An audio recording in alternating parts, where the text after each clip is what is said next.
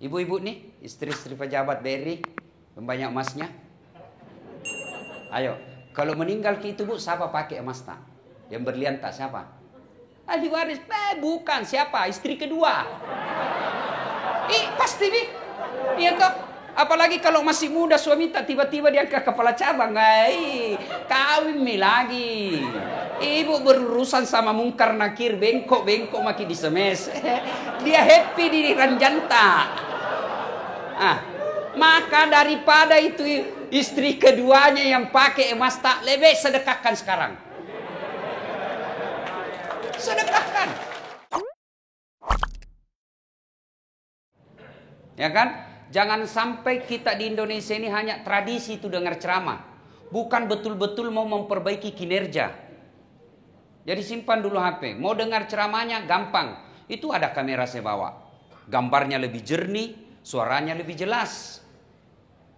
Cuma kalau kita nonton jangan lupa like and share. Tuh.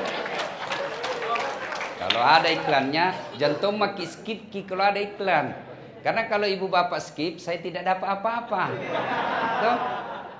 Insya Allah iklan-iklan sponsor dana yang dikasih ke YouTube ke saya, insya Allah tidak digunakan secara pribadi. Itu ada kita lihat itu kalau dari Talasak City, yang dari depannya Tamalan Rea tembus tol, itu ada gambarku di situ, akan dibikin masjid dan markas kader ulama. Semua dana itu masuk ke situ. Apa itu markas kader ulama? Saya mau bikin bukan pesantren lamai. Ustadz, ada anakku hafal Quran, selesai 5 juz, tapi mau jadi penceramah seperti Ustadz. Nah sini saya kaderi 3 bulan. Bagaimana bikin konten ceramah 1 menit, tapi menarik. Tidak gampang tong itu ceramah 1 menit dan menarik. Baru bilang assalamualaikum habis maka di situ diajarkan, ya. Ustadz, ada anakku kodong dari Jawa pesantren, tapi tidak tahu berdiri di depan umum. Sini, saya kader 3 bulan, bisa insya Allah. Jadi kalau bapak nonton itu dan kita nonton itu iklan, insya Allah ada Tommy sumbangan tak untuk markas kader ulama. Ya, nah sekarang alhamdulillah bapak ibu saudara-saudara sekalian, kita memasuki gedung baru, terutama pegawai BRI. Nah sekarang bagaimana cara menyikapinya? Kan ada itu pemberian Allah, kita tidak mau, tapi nak kasih ki. Apa itu? COVID-19. Bagus nama-nama pamalak-malak. Ya toh? Tidak ada orang mau kena COVID.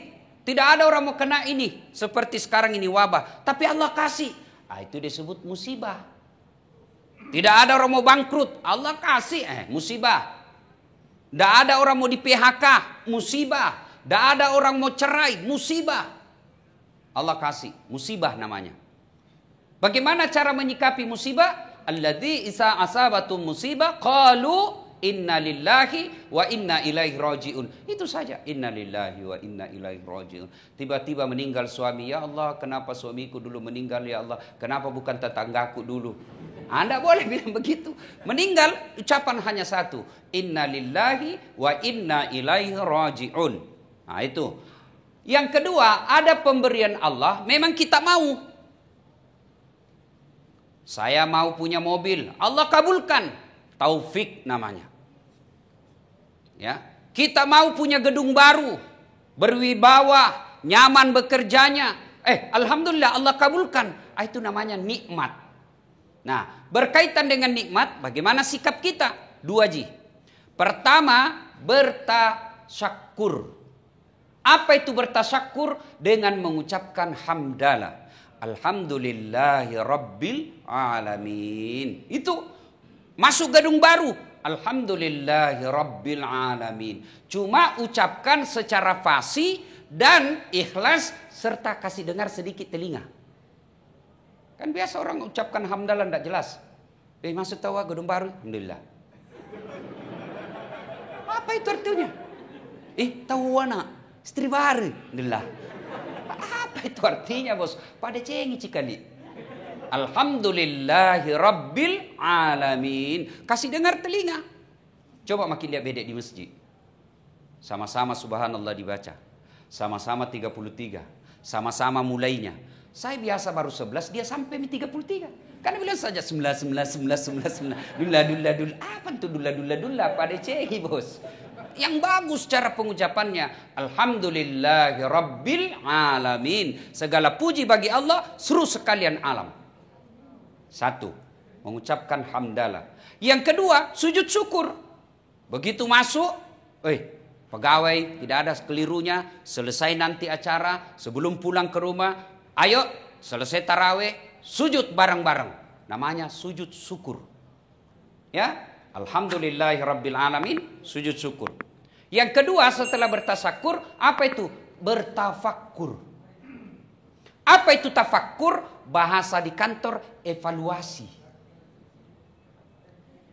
Menghitung-hitung diri. Apa yang kita hitung-hitung? Satu, seberapa nikmat yang Allah berikan kepada kita. Langsung kita bilang, berapa tong kodong saya pakai nikmat. Nak kini kodong belum definitif. Masih pegawai kontrak aja kasihan. Syukur. Bapak masih dikontrak. Berapa orang putus kontrak? Putus kontrak sama minggu depan Ustaz. Bersyukur, Alhamdulillah. Masih hidup.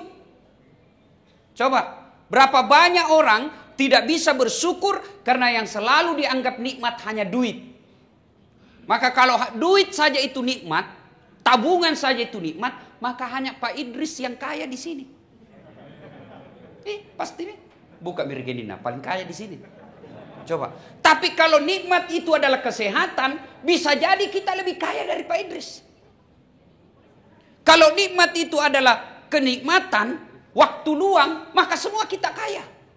Ada orang banyak duitnya, tapi tidak bisa lagi kemana-mana. Kenapa? Sakit, stroke.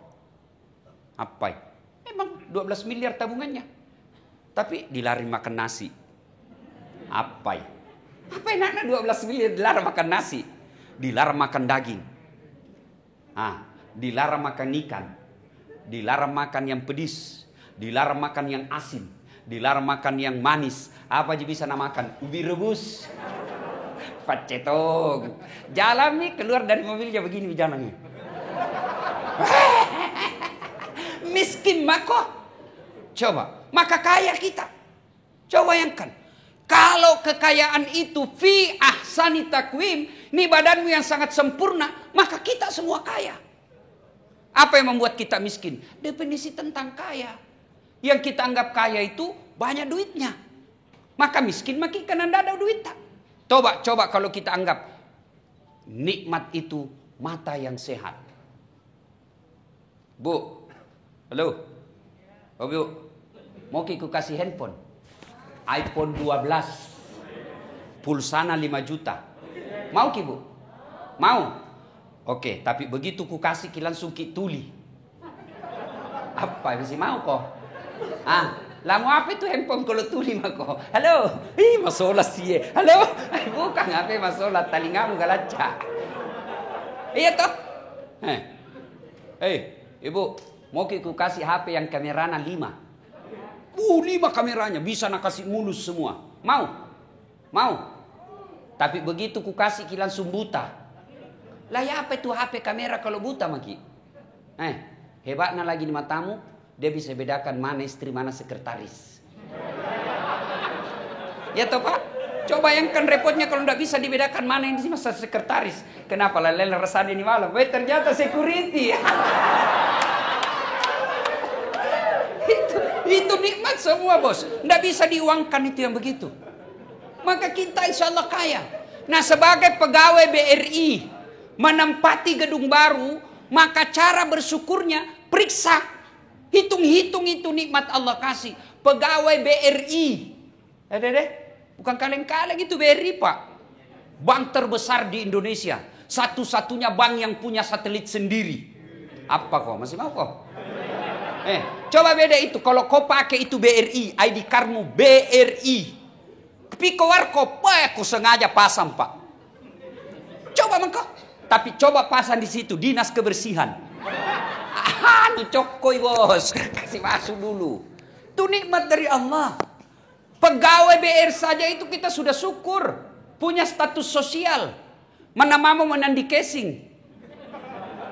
Mana ada kreditnya di sini. Itu SK belum bisa semua keluar sejak pertama dimasukkan kursus. Tapi alhamdulillah. Alhamdulillah. Maka cara bersyukurnya, bagaimana caranya? Hah? Bekerja dengan baik. Banyak orang mau jadi pegawai BRI, tapi Allah tidak kasih peluang. Tiap tahun orang daftar, Allah tidak kasih semuanya yang daftar lulus. Maka cara bersyukurnya, hamdalah, sujud syukur, yang berikutnya kau kerja dengan baik. Kenapa banyak orang tidak bisa bekerja dengan baik? Karena niat bekerjanya fulus. Karena bekerjanya cari muka sama Pak Kanwil. Maka kalau ada pinwilnya, ada kacapnya, wah bagus sekali kerjanya. Oh Pak, CCTV-nya lihat Pak. Maka kalau kau bekerja hanya cari muka sama pimpinan, demi Allah kau tidak akan dapat pahala akhirat. Ya Allah, mana pahalaku 30 tahun jadi pegawai di BRI. Malaikat bilang, bos, kau bekerja dulu kan cari muka aja kau. Kau bekerja dulu kamu kau dapat gaji. Nanti tiap bulan kau dapat gaji. Tidak ada kau dapat. Itu kalau motivasinya bekerja lillahi ta'ala.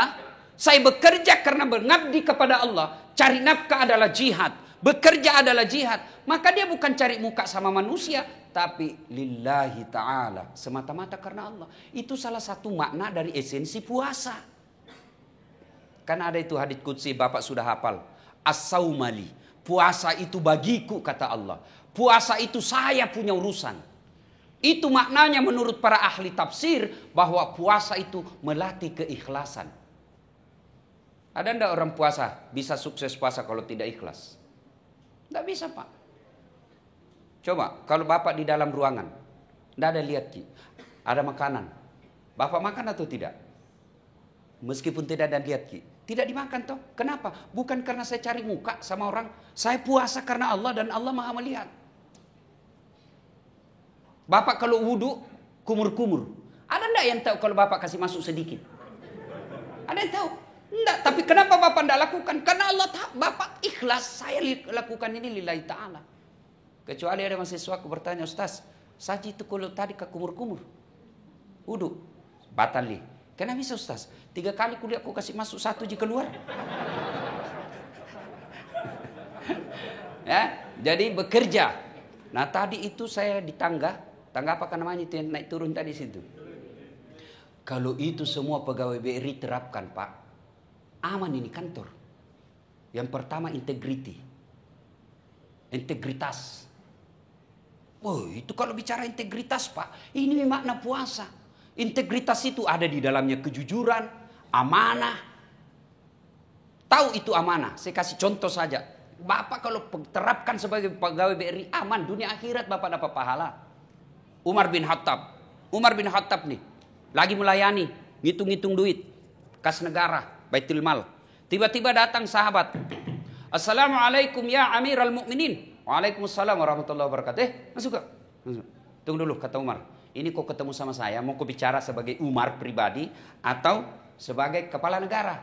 Nah bilang pribadi Ji. Oh kalau begitu tunggu Pak. Saya matikan lampu nah. Nah matikan lampu bejana. Udah mati, diprotes sama tamunya. Ya Amirul Mukminin, kenapa dikasih mati? Gelap-gelap makin ini cerita. Dia bilang begini bos, tadi itu saya pakai lampu, saya lagi tugas. Saya lagi menghitung uang negara. Tugas Kak, tugas malam, lembur. Nah ini api, ini minyaknya pakai uang negara. Jadi wajar, saya lagi dinas. Sekarang kita tidak ada hubungan dengan negara. Pribadi kita cerita. Saya matikan ini. Karena kalau dipakai ini dosa. Kira-kira kalau begini semua pegawai BRI Pak. Tidak ada mobil dinas bawa undangan pengantin. Jangan kau ketawa bos, serius kayak ini. Kau ketawa karena kau begitu semua toh. Maka kalau tanggal merah demi Allah, kalau Bapak mau menjadi kerjanya dapat pahala, jangan pakai untuk mobil-mobil pribadi, mobil dinas untuk kepentingan pribadi, itu dosa. Termasuk Bapak berdosa kalau siang hari komputer dipakai game. Itu tidak boleh itu. Itu listrik negara, pulsa negara, game online, dosa. Negara bukan membayar Bapak untuk online di kantor pakai game. Kau mau kau pakai HP-mu pakai, jangan kau pakai wifi. Kata aku serius kayak ini. Supaya kita terhindar dari dosa. Kalau Bapak sudah mampu memikul amanah seperti itu saja, insya Allah Bapak akan memikul amanah yang lebih besar lagi. Cuma kalau yang kecil-kecil, anu ji tekalan, kan anu ji ini kantor, orang pegawai BRI jadi boleh jadi pakai. Bisikan setan itu. Itulah amanah. Bapak saudara-saudara sekalian, bersyukur menjadi pegawai yang baik. Yang berikutnya, bertafakurnya. Setelah bekerja dengan baik, berikutnya Allah kasih kita nikmat. Allah kasih nikmat, jangan lupa bersedekah. Sedekah. Ya, sedekah apa? Ya, kalau pinwil, sedekahnya apa? Bukan sedekah duit saja. Berapa gajinya pinwil? Apa sedekahnya seorang pemimpin? Menjadi pemimpin yang betul-betul mengayomi, melindungi. Menjadi teladan. Jangan sampai kita jadi pimpinan, awas harus masuk jam 8, tapi kita masuk jam 10. Kita larang anak buah kita memakai kendaraan dinas, tapi kita lebih kasih teladan sering pakai. Maka sedekahnya seorang pemimpin menjadi pemimpin yang betul-betul patut diteladani. Sedekahnya kita pegawai, ya sedekahlah dengan kerja yang bagus. Sedekahnya security adalah ciptakan suasana kerja yang aman. Sedekahnya kita punya cleaning service, ciptakan kebersihan di kantor. Sedekah. Nah, itu sedekah dari profesi kerja. Kalau sedekah dari rezeki, maka sedekahlah. Jangan anggap remeh kebaikan di bulan Ramadan. Karena sekecil apapun Allah lipat gandakan 7.000 kali lipat. 7.000 kali lipat. Jadi 1 kali berbuat baik, 7.000 kali pakai di luar Ramadan baru sama. Bersedekahlah. Misalnya Bapak cuma bisa bersedekah 1 hari Papa buka di masjid 1 sisir pisang susu, kirim. Jangan makin minder, setan itu mulai goda ki. Masa pisang susu ji, jangan kau nak cerita ke temanmu. Tidak apa-apa, biar orang cerita kita dapat pahala. Di kantor ada musola, tidak ada pisandalnya, beli musola paling 11.000. Nah curi orang ustaz, alhamdulillah berarti mau lagi beramal. Nah ambil lagi orang, alhamdulillah ganti lagi. Kita lihat mana yang capek, kau yang mencuri atau saya yang ganti. Itu orang beriman begitu. Ya, sedekah. Jangan anggap remeh, bersedekahlah Pak. Demi Allah, tidak ada orang bangkrut gara-gara sedekah. Saya kasih rumus ini Bu, ibu-ibu. Ada yang suami tak mulai milai notanya. Tuh, ciri-cirinya itu kalau masuk di HP, masuk kamar mandi nak kasih bawa HP-nya. 80% mencurigakan itu. Ya, sudah. Malam hari ibu bangun sholat hajat namanya. 2 rakaat minimal sampai 8. 2 rakaat jika bisa Ustaz, 2 rakaatmu. Sudah 2 rakaat berdoa kepada Allah. Doa itu curhat. Orang Bugis bilang apa letu. Bagaimana yang namanya doa? Begini, paling gampang kita pahami. Bapak punya perkara di polisi. Tuh, pasti datang kita sama polisi. Begitu kita temui itu polisi seolah-olah mau rasanya cium tangannya, cium kakinya, yang penting lepas dari tuntutan itu. Itu yang disebut berdoa, memohon penuh harap. Minta kepada Allah. Nah, sudah sholat tahajud, sudah sholat hajat, ya Allah, Zat yang maha melindungi. Lindungi suamiku dari wanita jahat. Engkau yang maha pelihara, maka pelihara suami saya. Ya Allah, ini ada duitku 1 juta. Saya hajatkan 1 juta itu. Tolak bala supaya suamiku terhindar dari wanita jahat. Bismillah. Coba diamalkan besok. Terus sebentar malam itu. Cuma yang jadi masalah kalau suami kita juga bangun sholat tahajud. Dan dia juga berdoa. Ya Allah, capek malia istriku ya Allah. Marah-marah saja kerjanya ya Allah. Ada uang tidak ada uang. Ngamu ya Allah. Ya Allah, ini ada uangku 1 juta. Tolak bala ya Allah. 1 juta, mudah-mudahan istriku ikhlas saya kawin lagi. Wah, bingung malaikat. Yang mana ini dikabulkan doanya? Sedekahlah. Bapak ibu saudara-saudara sekalian, banyak-banyak bersedekah. Di tengah-tengah kita juga ada para pengusaha. Kalau ada masalah sedikit, maka lebih baik evaluasi. Oh, mungkin saya malas bersedekah. Ibu-ibu nih, istri-istri pejabat BRI, banyak emasnya. Ayo, kalau meninggal itu Bu, siapa pakai emas tak? Yang berlian tak siapa? Ahli waris, bukan. Siapa? Istri kedua. Pasti nih. Iya toh. Apalagi kalau masih muda suami tak tiba-tiba dia ke kepala cabang. Kawin mi lagi. Ibu berurusan sama mungkar nakir, bengkok maki di semes. Dia happy di Ranjanta. Maka daripada itu istri keduanya yang pakai emas tak, lebih sedekahkan sekarang. Sedekahkan. Daripada ibu setengah mati cicil, pas cicil lunas. Pas lunas kena serangan jantung. Istri kedua nikmati cicilan tak. Lebih baik sedekah memang magi. Yang ketawa serius kayak ini bu. Daripada itu apa namanya Rolex. Nambil istri kedua nanti. Lebih baik kita sedekahkan ke anak yatim. Ya. Nah maka istri yang baik, Bapak Ibu, kalau orang yang pandai menyikapi harta, dia panggil anaknya, nak, sini kau dulu nak. Itu kan ada emasku 700 gram. Tuh, karena tahu mi orang bilang banyak je emasku. Sudah mina, jual mako itu, beli kamak yang palsu. Itu enaknya jadi orang kaya. Coba kalau Pak Idris pakai, istri beliau pakai, biar barang palsu, nah bilang juga orang asli. Nggak mungkin asli, istri Pak Idris nggak mungkin lah. Tapi kita orang miskin biar asli, mina bilang tuh di mana kau dapat. Iya toh. Maka Bapak Ibu bersedekahlah. Ya. Nah, biar dia rajin puasa 30 tuntas puasanya. Ramadan tarawih tiap malam 20 rakaat tambah 3 witir. Tadarusnya 4 kali hatam. Masya Allah. Tapi pelit. Tidak disuka sama Allah orang begitu. Tidak disenang sama Allah. Ingat, ada 5 orang menyesal di kuburnya. Menyesal dia setelah dikubur. 1 di antaranya mereka yang tidak bersedekah ketika hidup. Baca itu Quran. Ketika kita sudah wafat, digosok mata, bangun maki hari kebangkitan namanya. Dia berkata ini jenazah. Malaikat, hari apa ini? Dia bilang, malaikat mati mako bos. Tojeng kau, mati mako kau itu.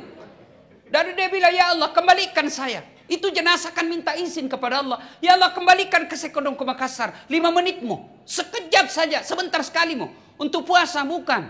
Untuk sholat tidak. Untuk haji bukan. Untuk apa? Saya hanya ingin berkata ya Allah. Ini hartaku saya sedekahkan semua. Coba. Kenapa tidak dikatakan saya mau sholat? Karena sholat hanya dinikmati pahalanya ketika kita sholat. Haji kita dapat pahalanya hanya ketika haji. Sementara sedekah meskipun kita sudah jadi tulang belulang di kubur. Dia tetap mengalir.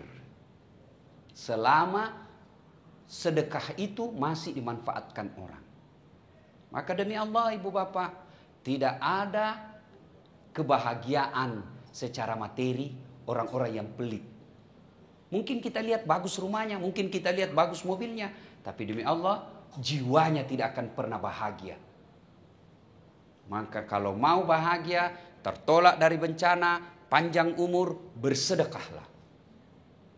Tidak ada salahnya kantor ini, mulai hari ini, Ramadan ini, kita buka rekening untuk kita tempati menabung setiap gajian. Dan ada panitia yang mengalokasikan tabungan kita itu. Itu yang kita miliki. Sementara yang kita tabung untuk kehidupan kita, itu bisa jadi hanya milik ahli waris. Dan ahli waris dia pakai berzina. Tapi yang kita sudah sedekahkan 3 gaji kan kita kata Allah. Nabi 3 gaji itu yang kau miliki. Tidak bisa diambil orang. 1 yang habis kau makan. 2 yang hancur kau pakai. 3 yang telah kau sedekahkan. Lain dari itu bukan kamu yang punya. Coba beda kita tanya, mulai berhitung-hitung. Coba sebagai pelajaran. Bersedekah hari ini, coba lihat apa reaksinya. Tidak mungkin Allah jelaskan, saya ganti 700 kali lipat kalau tidak.